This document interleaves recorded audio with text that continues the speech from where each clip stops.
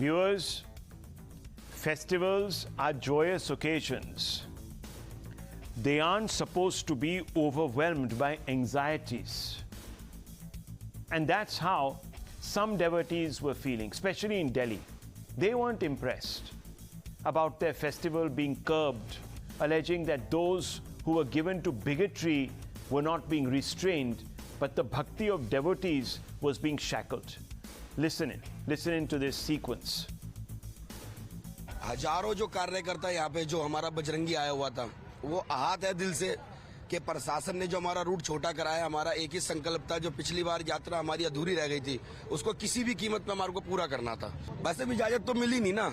देखिए, हमारा जो रूट था 7 किलोमीटर का रूट था। उस 7 किलोमीटर को रूट को छोटा करके हमारे को 200-300 मीटर के अंदर कहता कि आप कार्यक्रम करो। हम शांति पूर्वक अपनी रैली निकाल रहे थे हनुमान जी की। ना कोई हमारे पास किसी तरह का कोई गलत हथियार, किसी तरह का कुछ नहीं था, सिर्फ भगवा झंडे थे हमारे पास। पहले हमें पूरी परमिशन दी थी इन्होंने। हमने एक मैप तैयार किया था, उस मैप के जरिए हमें बताया था आपकी लोकेशन कहाँ कहाँ रहेगी। उसके बाद इन्होंने हमें एक ही जगह बंद कर दिया गया है, जो हमें बहुत नाराजगी, हमारी आस्था के साथ खिलवाड़ है। जो प्रशासन इतना दलबल लेकर यात्रा रोकने में लगा हुआ है, यही प्रशासन हमारी यात्रा निकलवाने में भी लग सकता था, लेकिन प्रशासन को केवल यात्रा रोकने से मतलब है, हमारी यात्रा निकलने नहीं दे रहे। प्रशासन द्वारा पता नहीं क्या तुगलकी फरमान दिया गया है, जिससे हिंदुओं को दबाया जा रहा है। ये सप्रेस किया जा रहा है, हिंदुओं को दबाया जा रहा है। Now viewers, the idea is not to in any way push a line of Hindu supremacism. No, this is not about that, viewers. It's about multiculturalism. It's about how we must celebrate our diversities. Viewers, as a society, we must mature to them. We must be accepting of them. We must be tolerant of them. Not everyone thinks alike, prays alike, eats alike, breathes alike. But societies, viewers, that are democratic like ours, opens its commons, its public spaces to everyone, without exception. But viewers, don't get me wrong here. I'm not trying to fan any disenchantment, but it almost appears, and I'm just going to point out certain hard facts. It almost appears that once again the onus has been placed only on one community. That in some ways Hindus need to make sacrifices to keep not just the peace, but ensure that other faiths prosper. Now, there are several examples of this, and let me first begin with West Bengal, April 2023, this month, few days ago. As Ram Navami overlaps with Ramzan, the Chief Minister Mamata Banerjee appeals to all Hindus. Be alert and protect minorities during Ramzan. Ensure there's no atrocity against Muslims. Protect Muslims as they are in minority. And this was said, viewers, even as a large number of Hindu groups said that they were attacked. Viewers, it's very good advice. But unfortunately, it is selective. Let's look at Perambalur, Tamil Nadu 2021. A plea is filed that no temple processions must go through Muslim-dominated localities. Yes, viewers, this happened in Perambalur, Tamil Nadu in 2021. Luckily, the Madras High Court came in and said, can't prohibit any procession, including religious ones. There can only be regulation by police for law and order, religious groups, fundamental rights to take out processions, because a place of worship belongs to other religious groups, can't deny permission. So viewers, you can go through areas where members of another community might be in greater numbers.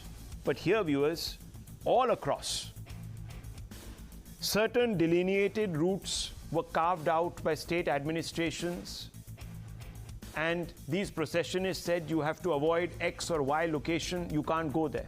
Why, viewers? We're living in a free country. And if you have apprehensions, then you make your security arrangements accordingly. Viewers, in West Bengal in 2017, and I'm not just focusing on West Bengal, I've taken you to Tamil Nadu, I'm coming back to West Bengal. the state imposed restrictions on Durga idol immersions on Muharram. Once again, it was the Hindus. Their festivities had to be curbed. The Kolkata High Court, viewers, thankfully, stepped in. Says, why can't two communities celebrate together? Precisely, viewers. Why are you creating communal distinctions? Just talking to the state at that time. It would be dangerous to mix politics with religion. State government in deviation of constitutional principles. Intolerance would rise after such an arbitrary decision. Yes, viewers, one community would feel that its interests are being seconded to another one. And that breeds resentment, viewers, and it's being done. It happened. Now, whether it was done for appeasement or not, the court certainly believes so. In 2011, viewers, the NAC drafted an anti-communal violence bill under the UPA. Now, let me give you a bit of a history. What is the NAC? It is the National Advisory Council, led by whom? The UPA chairperson, Sonia Gandhi. It was a body that had accorded to itself a huge number of powers. In fact, one journalist, author, and who had served in the PMO wrote a book called The Accidental Prime Minister and said that files would go from the government and would be scrutinized by the NAC. So it was like an extra constitutional authority, almost. Now, what did this bill do, viewers, that was drafted by the NAC? Religious and linguistic minorities, SCs and STs in a state identified as groups for protection. If minorities committed violence against the majority, they were not included in the ambit of the bill.